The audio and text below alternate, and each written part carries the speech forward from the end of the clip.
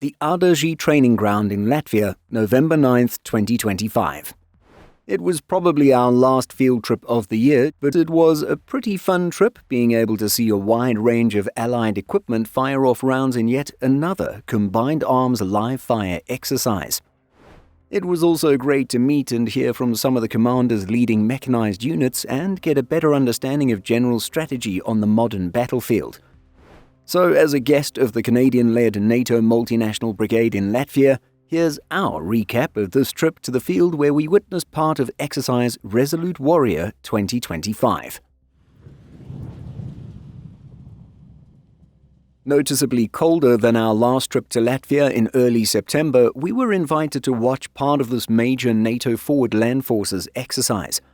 The forces that we had the opportunity to observe were within the Contribee training area, while some Latvian and other Allied forces spread out across the country to become fully familiar with what a real-world defensive response would look like. This included hundreds of light infantry deployed from Western Canada as a surge element. We didn't get to see these troops in action, but we heard they were sent to some pretty swampy environments in eastern Latvia.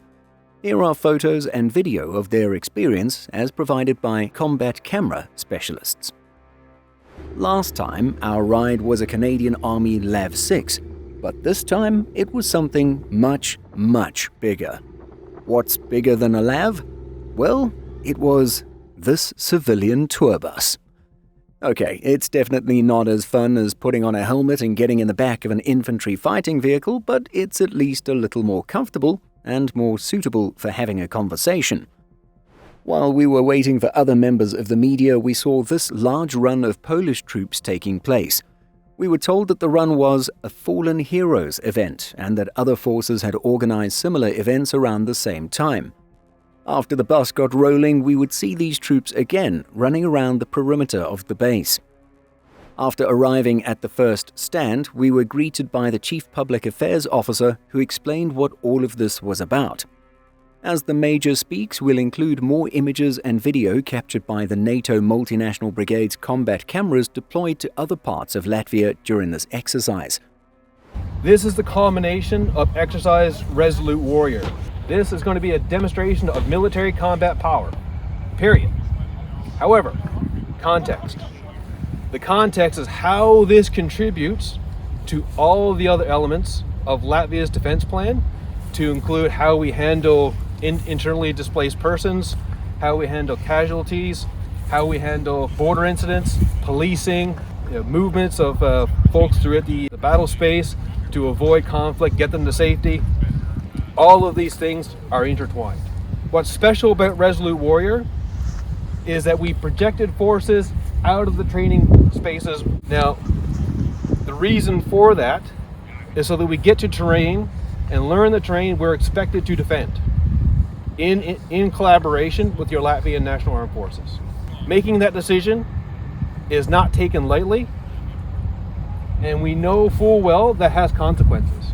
So what could happen, and what has happened, is road temporary damage, which we are cognizant of, and we will remediate in collaboration with the Latvian National Armed Forces, all planned out. But why did we do this? Why did we know this was going to happen? Why did we do it anyway? We did it because we knew that in the event of a crisis, we were going to have to push forward our forces to Latvia's borders to protect its people. We need to learn how to do that, how to integrate with your armed forces, how to operate on the terrain which we're expected to defend. After this was a brief by the Deputy Commanding Officer of the Multinational Artillery Battalion Group, explaining the artillery demonstration we were about to witness. Okay, what you're going to witness today is a live fire exercise with a Spanish M109 self-propelled howitzer artillery battery, as well as an M777 towed howitzer artillery battery. So these are two different firing platforms, two different methods of survivability. Okay, as you can see deployed here, we have the Spanish M109 battery. They use hides, tactical hides and firing points, shooting and maneuvering in order to ensure their survivability. We have the Canadian M towed battery over by the tree line, hard to see because they're dug in. So the towed battery, less protection but very mobile, can be lifted by helicopter. We use gun pits to dig them in. So our multinational engineers have dug in gun pits to ensure their survivability so they can remain in the fight. Commonality is our shared NATO doctrine and training standards. We speak the same language technically and tactically, and we're able, just through our shared doctrine, to integrate fires, close air support, and do what we got to do to get firepower downrange when and where it's needed.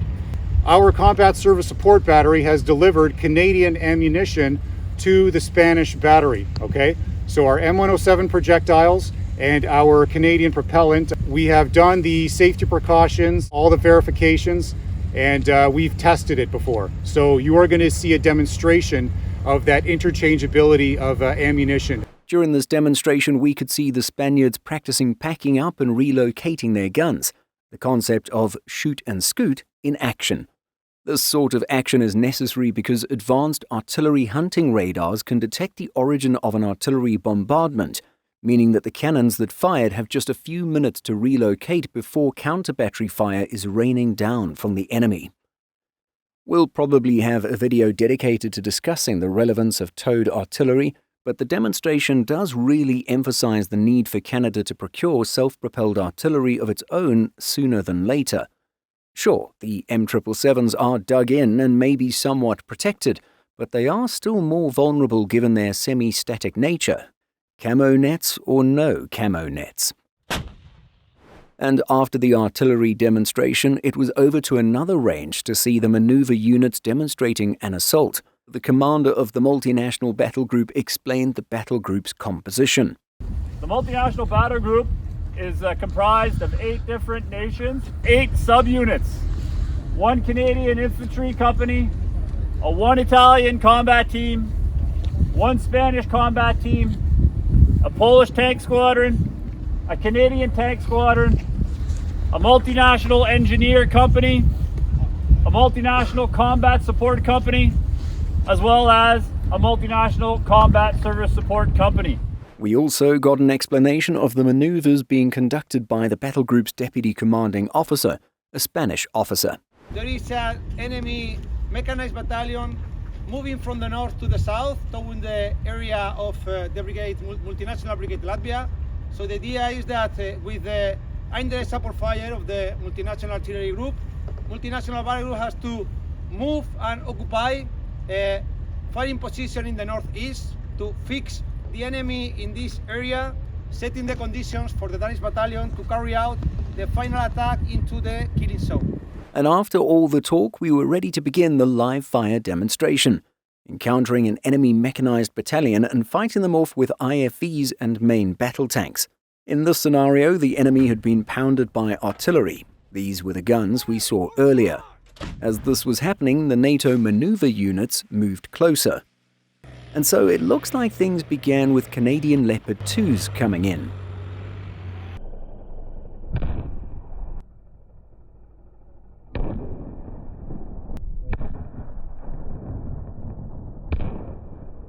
After that, the Italian Dardo IFVs moved in.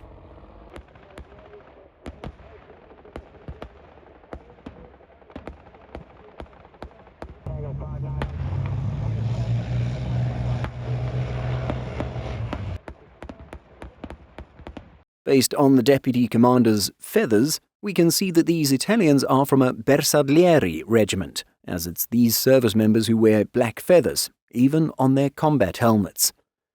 According to Wikipedia, these feathers once served a tactical purpose, acting as camouflage and as a sunshade for the marksman's shooting eye, but these days they serve as more of a badge of honor and distinction. Another interesting tidbit about the Bersaglieri is that they're always running instead of marching, as you can see from this parade footage. But moving on. The maneuver was followed by Poland's Leopard 2 main battle tanks.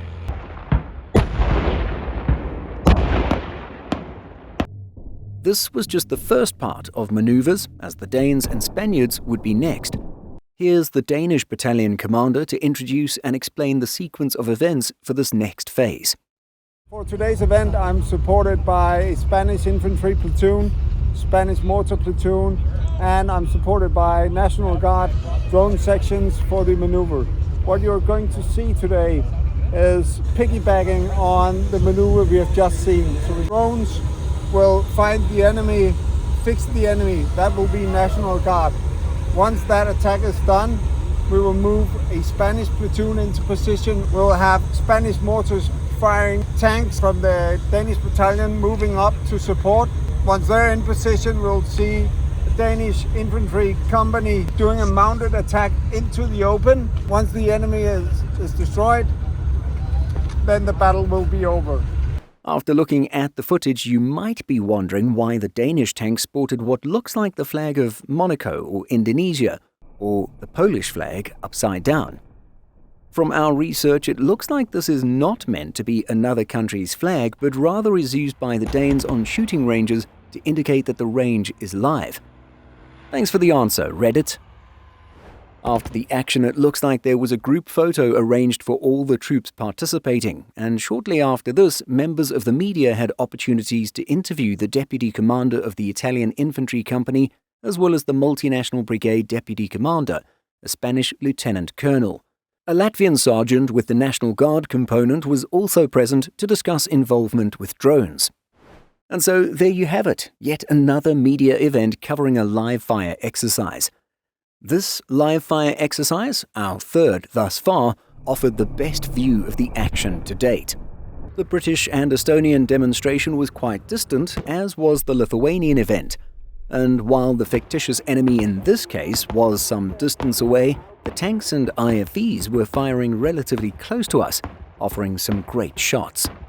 But that's about it for our vlog covering our November 2025 trip to Latvia to see exercise Resolute Warrior.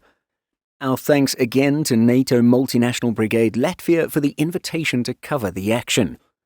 As always, it's great to see the forces of various NATO member nations working together, training together and learning from one another.